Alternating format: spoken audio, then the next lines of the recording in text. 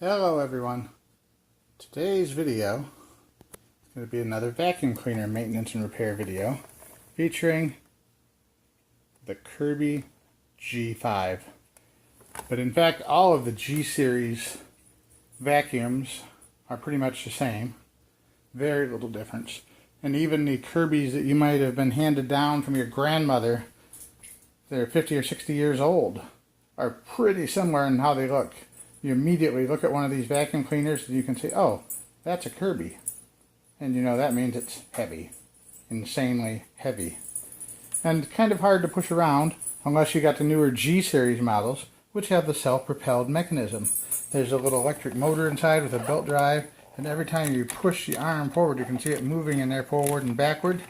That engages the wheels to go either forward or backward, depending on which way you're pulling.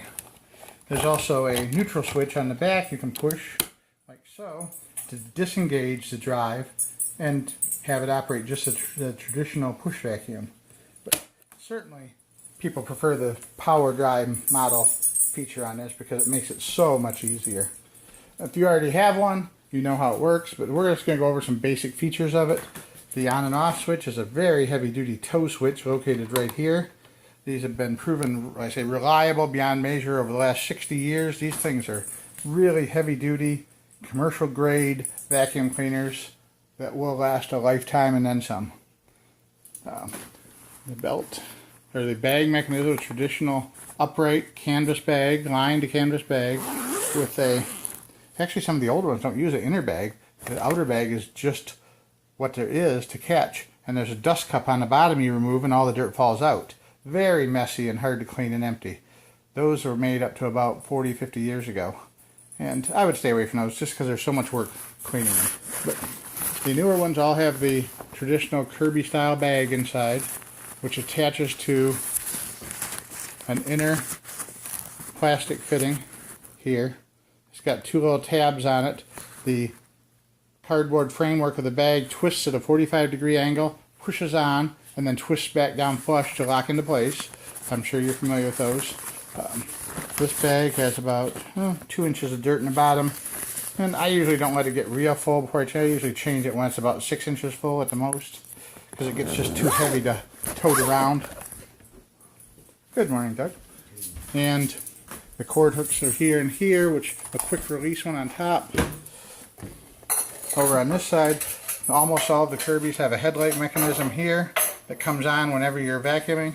And if you flip it up and over, some models have a snap out plate here that snaps out. Others have 2 screws that you have to pop out. So just look and see if you have screws, take the 2 screws out. If you have snaps, then you need to work a tiny screwdriver underneath the tabs on the snaps and release the pressure on them. Access of the belt and beater bar mechanism is from the front.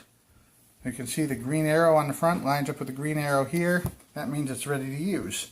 To disassemble it and check all the mechanisms, we grab the front knob and rotate it counterclockwise until the red arrows line up.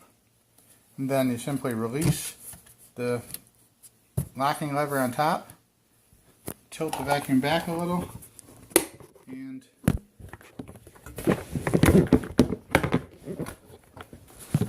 slide the head attachment off. This is what you would also do if you were going to attach the suction or blower handheld attachments for it. There's a secondary attachment for a suction hose that slides onto here, locks into place with this, and then you can connect a hose to it and turn this into a canister vacuum cleaner. The bag assembly slides off also by twisting it counterclockwise and lifting up, and there's a hole underneath here that you would attach a separate device to with a nozzle on it to use it as a blower, paint sprayer, or suds gun. Lots of attachments for these. Very heavy duty. The only real maintenance you need on them is you need to keep an eye on the fan blades inside. Just get a flashlight, look down through the hole here, gently spin the rotor around, make sure there's no broken fan blades. They rarely break, but every once in a while if you suck up something big, a rock or something, it can get in there and break off the fan blades. And that's a fairly big job trying to change that. Another idea that you need to do is to keep this shaft here clean. This one's nice and shiny and clean. Make sure there's no hair or debris wrapped around it. This one's also been recently cleaned, so that's good. This is the mounting pivot, this bar down here, that the hooks for the brush head mount on. And this is your foot pedal adjustment for your height. Pushing down on that raises the height. Clicking this one at a time lowers the height. And you want it to go down till it just touches the carpet. You can, what I do is I start all the way up and then I slowly let it down one notch at a time until I hear the motor noise start to change just a little bit. You can hear the vibration of the roller brush hitting the carpet fibers. And once I hear a little bit of vibration, you give it one more click down just to make sure it's getting a nice good bite into the carpet to brush it good and bring up all the dirt. Now let's see, that's about it for in there. It's pretty straightforward and simple. Like I say, these things are really heavy duty, they rarely break, and when they do, they're not usually hard to fix. Alright, the most common thing that goes wrong with these is the belt. The belts get dirty, the belts get old and weather cracked, and it's got a really unique belt release system, which we engaged when we rotated this front control counterclockwise. That's got a built-in belt stretcher that actually grabs, I don't know if we're going to be able to see it down there, we go. It actually grabs the belt and lifts it up into the air away from the drive shaft, so that now the belt is lifted up and out of the way and it can come off and slides back on. If we wanted to change the belt, we would release the tension on that back in the full clockwise position so that the belt was hanging free, and then we would remove the floor plate, lift the roller brush out, and slide a new belt into place. But we're not going to change the belt today. We will take the floor plate off just so you can see how it works. There's a little thing that says unlock this way, turn that tab that way, and this tab the same direction like that. And then the floor plate just works its way off like so. And now we can see the beater bar, or roller brush as it's called, and the belt inside. There's no strings or carpet fibers wrapped around here. You want to make sure that's kept totally clean. When you take it apart, you'll pull these little bearing plates off the ends and clean out any carpet fibers or dirt that's stuck in behind those on each side. And we will line up the little tabs on here. You can see the number of tabs on each side. There's a 2 there, and there's 2 here. Actually, there might be 3 there. I might have this actually not quite lined up right. Let me see. 1, 2, 1, 2. It might not be lined up right now. Basically, you start with it on 1, which keeps the roller brush higher up in the housing so you don't wear down the bristles. And as the bristles do start to wear out over time, you move this down to a bigger and bigger setting, to 2 and 3.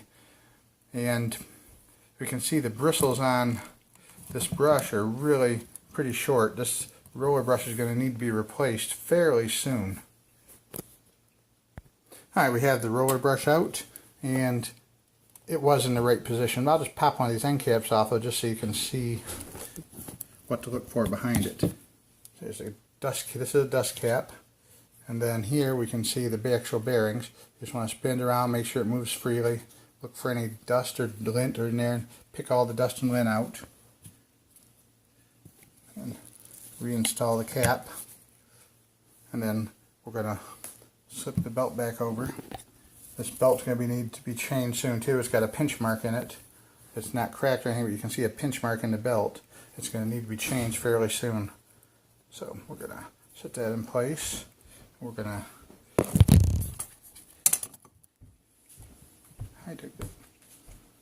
still recording. Still recording. All right.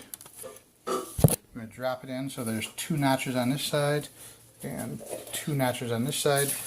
The third one on this side isn't really a notch. It's the pressure fitting for the, what do you call it, the housing. The other side has one, it's just on the opposite side. So there's 1 notch and 2 notches. We're going to work this down into place. Put the floor plate back on, like catching the front edge and pulling backwards and pressing. Locking the tabs down.